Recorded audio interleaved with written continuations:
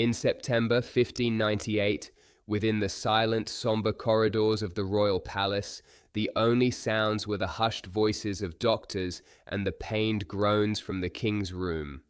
Inside, Philip II lay on a bed, his once strong body now racked with pain.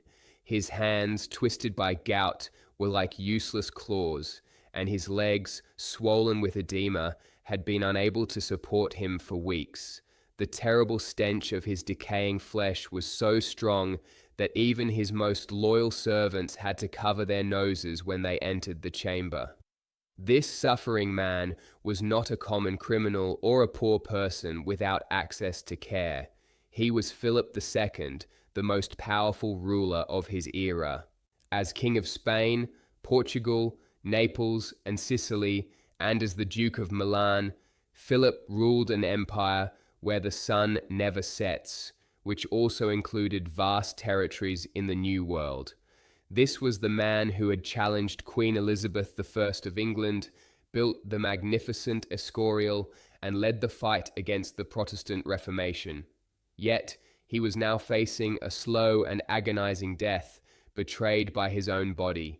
To grasp the horror of his final days, one must first understand the man behind the crown.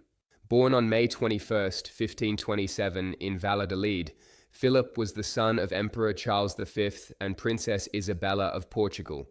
From a young age, he was trained to rule the enormous empire his father had created. Unlike his father, who was a natural warrior, Philip was a meticulous and detail-oriented administrator, known as El Rey de los Papeles, or the King of Papers, for his dedication to documents and writing. He spent countless hours in his study, painstakingly documenting every detail of his empire's governance. After Charles V abdicated in 1556, Philip inherited the Spanish throne and a large portion of the empire. In 1580, during the Portuguese succession crisis that followed the disappearance of King Sebastian, Philip asserted his claim to the Portuguese throne as the grandson of Manuel IV. With an army led by the Duke of Alba, he defeated the forces of Dom Antonio and was crowned Philip I of Portugal, which united the two most powerful empires in the world. The king was a complex individual. He was profoundly religious and a devoted defender of Catholicism, seeing himself as God's armed hand on earth. Under his rule, the Spanish Inquisition reached its height, persecuting heretics and non-believers. At the same time, he was a supporter of the arts, a sophisticated collector, and a visionary builder.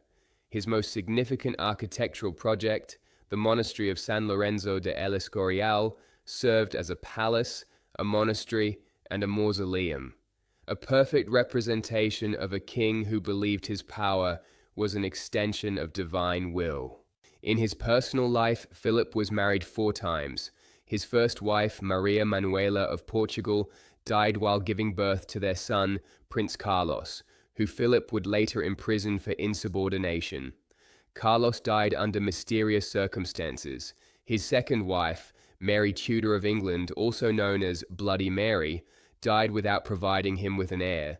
His third wife, Elizabeth of Valois, gave him 2 daughters before she also died in childbirth. Finally, his fourth wife, Anna of Austria, who was his niece, gave him the heir he had so long desired, the future Philip III, along with several other children, though only 5 survived infancy. Despite his near-absolute power, Philip II was never in good health. Since his youth, he had suffered from frequent attacks of gout, a painful condition caused by high levels of uric acid that form crystals in the joints. Gout was often called the disease of kings, because it mainly affected the wealthy who ate diets rich in red meat and wine, which was true in Philip's case. As he aged, his gout attacks became more frequent and severe. In 1590, at the age of 63, his health began to decline rapidly. In addition to chronic gout, he started to suffer from tertian fevers, which are fever spikes that occur every 3 days, a common symptom of malaria.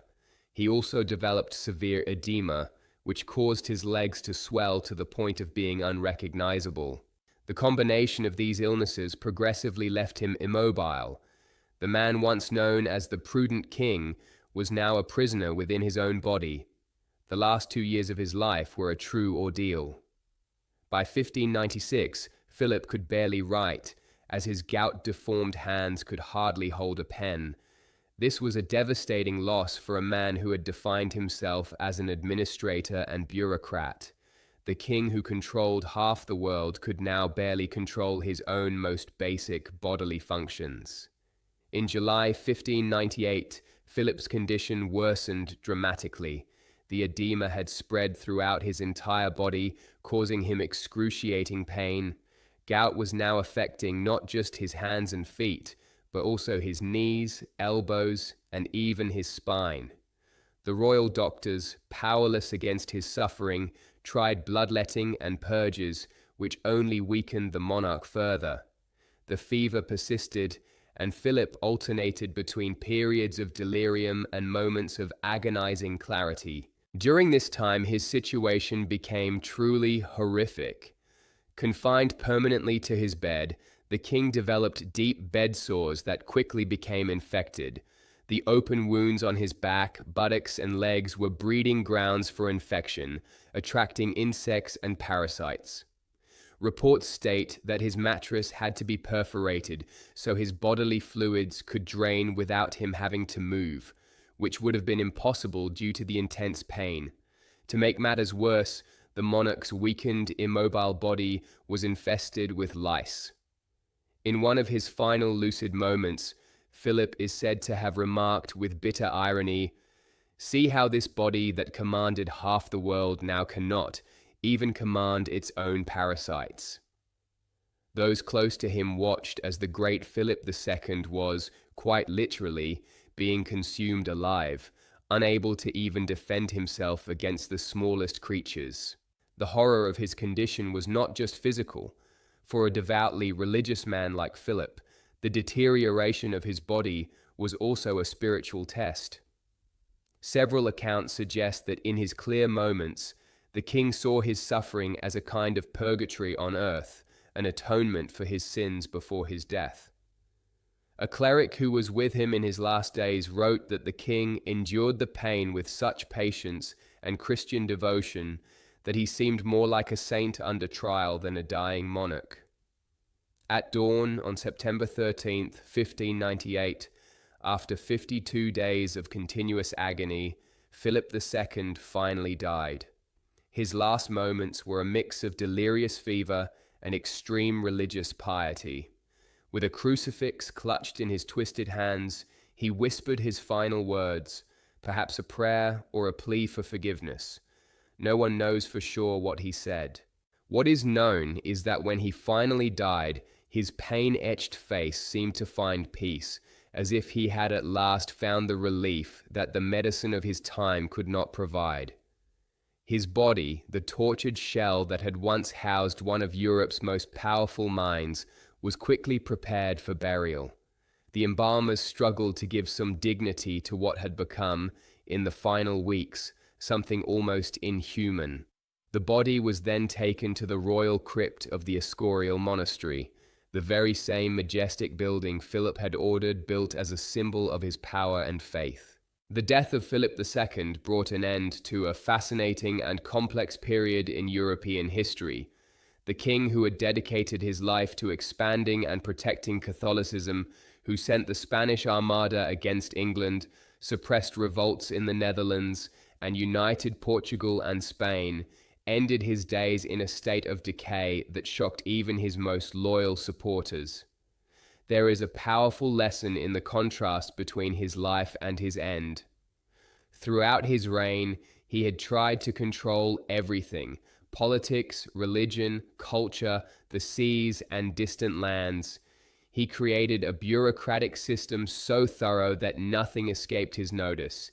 Yet in the end, he could not control even the most basic functions of his own body. The man who saw himself as God's instrument on earth became a clear example of human frailty. Historians today debate how Philip's long illness affected his political decisions in his final years. Some argue that his weakened state forced him to rely more on advisors who lacked his strategic vision, which contributed to military and economic setbacks for Spain. Others suggest that his physical suffering may have softened his stubbornness and made him more willing to seek peace, as shown in some treaties signed near the end of his life. What is not debated is the symbolic impact of his death. In an era where the king's body represented the body of the state, seeing the most powerful monarch in Christendom reduced to an invalid, consumed by parasites, was a profound blow to the period's understanding of power and divinity. If a king anointed by God could suffer such a terrible and humiliating end, what did that suggest about the divine order that was supposed to govern the world? Philip's son, who became Philip III of Spain and Philip II of Portugal, inherited an empire that was still vast, but was already showing the first signs of the long decline that would mark the next century. Unlike his father, he was not a meticulous administrator and delegated much of the government to favorites like the Duke of Lerma. Perhaps horrified by the death he had witnessed, the new king seemed more interested in enjoying life's pleasures than in the bureaucratic work that had slowly killed his father. The death of Philip II serves as a reminder that, in the end, even the most powerful monarchs cannot escape the human condition. The king who ruled an empire where the sun never set experienced a long, painful, and degrading personal sunset. His horrific end remains a memento mori, a reminder of mortality that sooner or later makes everyone equal, whether they are kings or beggars. The story of the powerful monarch who died in agony, slowly consumed by disease and parasites, is more than just a gruesome tale to satisfy morbid curiosity. It is a stark reminder that behind the crowns, scepters, and royal robes, there exist fragile and flawed human beings. It shows that no matter how great earthly power may be, there are limits that no royal decree can overcome.